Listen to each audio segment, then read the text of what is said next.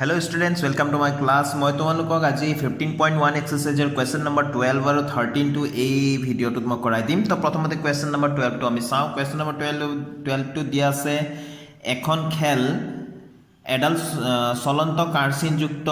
যিডাল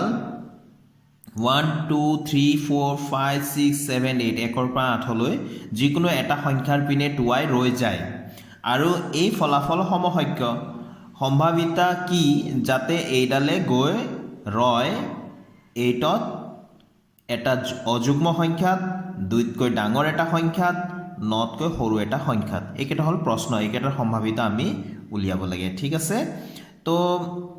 ইয়াতে এনেকুৱা ধৰণৰ খেল আমি দেখিছো সাধাৰণতে মিনা বজাৰ এনেকুৱা টাইপত থাকে এটো চকৰিটো এনেকৈ ঘূৰাই দিয়ে গৈ প্লাই হেটো এনেকা কাৰ্চিন এটা থাকিব চকৰিটো ঘূৰি ঘূৰি ঘূৰি ঘূৰি গৈ প্লাই কাৰ্চিনডাল কোনবা এটা সংখ্যাত ৰবগৈ নহয় জানো তো হেতু খেলটো হেতু ধাৰণা কৰি লৈ প্লাই আমি এই অংকটো কৰিব লাগিব অতি সহজ এইবিলাক অংক মই এতে কৰিম এতিয়া ষ্টুডেন্টস প্ৰথমতে আমি লিখিব লাগিব মুঠ সংখ্যা কেইটা আছে 1 পৰা 8 লৈ মুঠ সংখ্যা হৈ যায় 8টা মুঠ সংখ্যা আছে সেই গুটে চকৰিটোত মুঠ সংখ্যা আছে 8টা হয়নে তো প্ৰথমতে আমি উলিয়াব লাগে কি 8ত ৰৈ যোৱাৰ সম্ভাৱিতাটো কি প্ৰথম কোৱেশ্চনটো আছে 8ত ৰৈ যোৱাৰ সম্ভাৱিতাটো কি এতিয়া এই সংখ্যা কেইটাৰ ভিতৰত 8 কেইটা আছে 8 আছে মাত্ৰ এটা হেতু কথা আমি লিখিব লাগিব এসোৱা মই লিখি দিলো চকৰিটোত 8 আছে এটা এতেকে সম্ভাৱিতা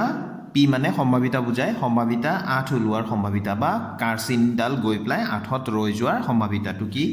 তো প্ৰথমতে মুঠ যেটো আছে হেতু আমি তলত লিখিমেই আমাক কি লাগে 8 লাগে 8 কেইটা আছে এটা আছে তো সেই একটো আমি ওপৰত লিখিম এইটো হৈ গল আমাৰ আনসাৰ অতি সহজ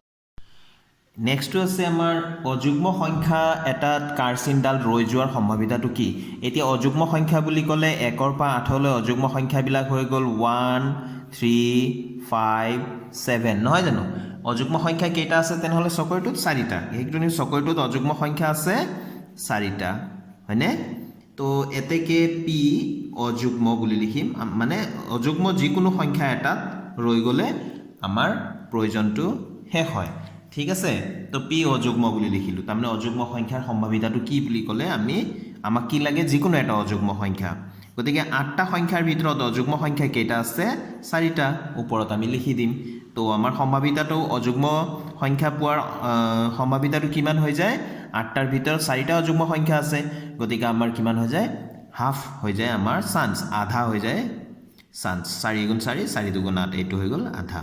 ঠিক আছে এনেকৈ কটাকটি গলে আমি কটাকটি কৰি এতিয়া 3 নম্বৰটো লৈছো 12 নম্বৰ 3 টো চকৰিটোত 2তকৈ ডাঙৰ সংখ্যা কেইটা আছে আমাক সুধিছে প্ৰশ্নটোত যে 2তকৈ ডাঙৰ এটা সংখ্যাত চকৰিটোৰ কাৰ্চিনডাল ৰৈ যোৱাৰ সম্ভাৱিতা কিমান গতিকে 2তকৈ ডাঙৰ কেইটা সংখ্যা আছে এটো চাব লাগিব 2তকৈ ডাঙৰ সংখ্যা আছে এটা দুটা তিনিটা চাৰিটা পাঁচটা ছটা নহয় জানো গতিকে আমি ইয়াত লিখিম 6টা ঠিক আছে এতেকে সম্ভাৱিতা 2তকৈ ডাঙৰ এটা সংখ্যা ব্ৰেকেটৰ ভিতৰত লিখিম ইকুৱেল টু 8টা সংখ্যাৰ ভিতৰত মুঠ সংখ্যা আছে 8টা 8টাৰ ভিতৰত 2তকৈ ডাঙৰ সংখ্যা হৈ গল 6 গতিকে 6 লিখিম 2 দি 2 3 যা 6 2 4 যা 8 গতিকে আমাৰ আনসাৰটো কিমান হৈ যাব 3/4 ঠিক আছে এইটো হৈ গল নেক্সট আমাৰ নাম্বাৰ 4 টো লৈ যাও 12 নম্বৰৰ নাম্বাৰ 4 টোত সুধিছে আমাক 9তকৈ সৰু এটা সংখ্যাত গতিকে 9তকৈ সৰু সংখ্যা কেইটা আছে আমি এই সংখ্যা কেইটাত চাম এই সংখ্যা কেইটাত 9তকৈ সৰু কেইটা সংখ্যা আছে গুটে কেইটাই 9তকৈ সৰু নহয় জানো এতিয়া লিখি দিলো চকৰিটোৰ 9তকৈ সৰু সংখ্যা আছে 8টা কিয়নো গুটে কেইটা সংখ্যাই 9তকৈ সৰুৱে নহয় জানো গতিকে 9তকৈ সৰু সংখ্যা এটাত গৈ প্লাই কাৰ্চিনডাল ৰব নে নৰব কথাটো চিন্তা কৰিলে কি হ'ব এটো এটা নিশ্চিত ঘটনা সিওৰ ৰবই নহয় জানো নিশ্চয়কৈ ৰবই কিয়নো গুটেকেটা সংখ্যা 9তকৈ সৰুৱে হয় গতিকে চকৰিটোত 9তকৈ সৰু সংখ্যা আছে 8টা এতেকে সম্ভাৱিতা 9তকৈ সৰু এটা সংখ্যা নিশ্চিত ঘটনাৰ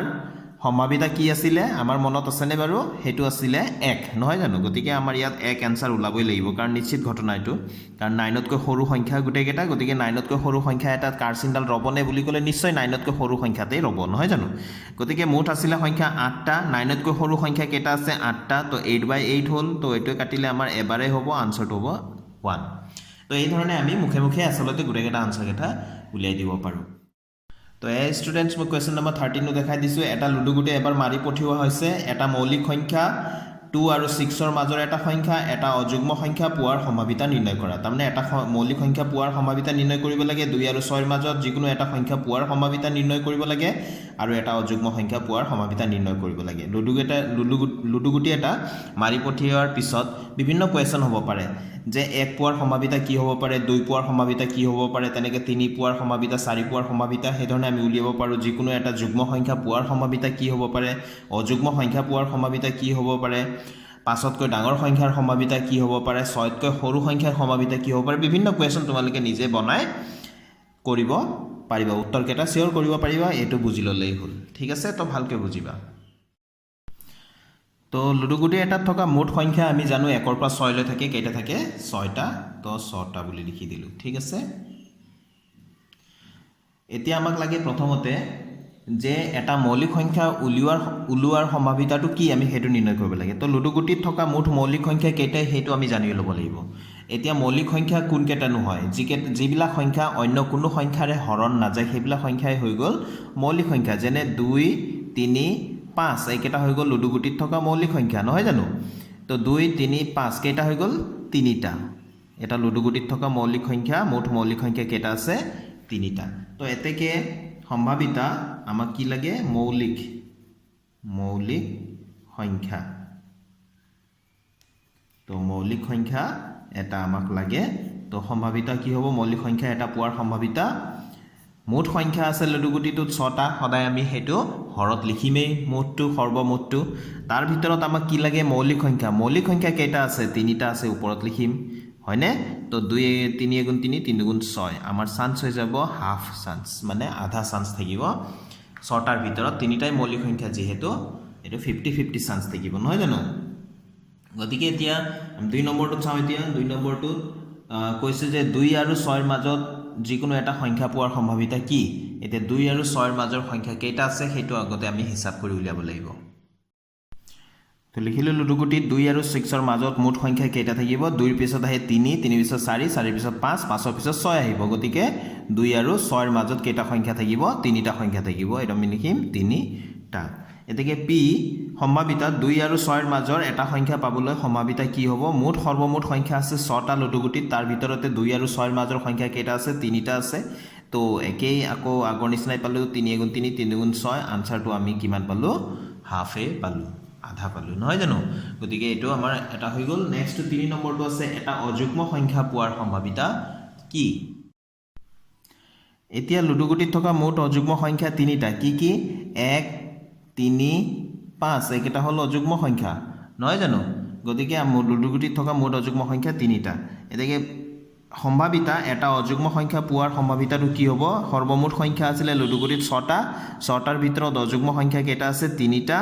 তো আনসাৰটো আকৌ ইয়াতো 3 গুণ 3 3 গুণ 6 ইয়াতো হাফে হ'ল তো গোটেই কেইটা আনসাৰ কেইটা ইয়াতে হাফ আৰু হাফ পাইছো ঠিক আছে এই ধৰণে তোমালোকে বাকি কোৱেশ্যনো তোমালোকে নিজে বনাই লৈ প্লাই কৰিব পাৰিবা মই কোৱেশ্যনটো ডিসকাস কৰোতে মই কৈছিলো কি ধৰণে কোৱেশ্যন কেটা হ'ব পাৰে লুডুগুটিত তো সেই ধৰণৰ কোৱেশ্যন বিলাক নিজে চিন্তা কৰিবা নিজে বনাই লবা ঠিক আছে বনাই লৈ প্লাই কৰিব পাৰিবা অতি সহজ এইবিলাক নিশ্চয় পাৰিবা তোমালোকে মোৰ বিশ্বাস আছে তো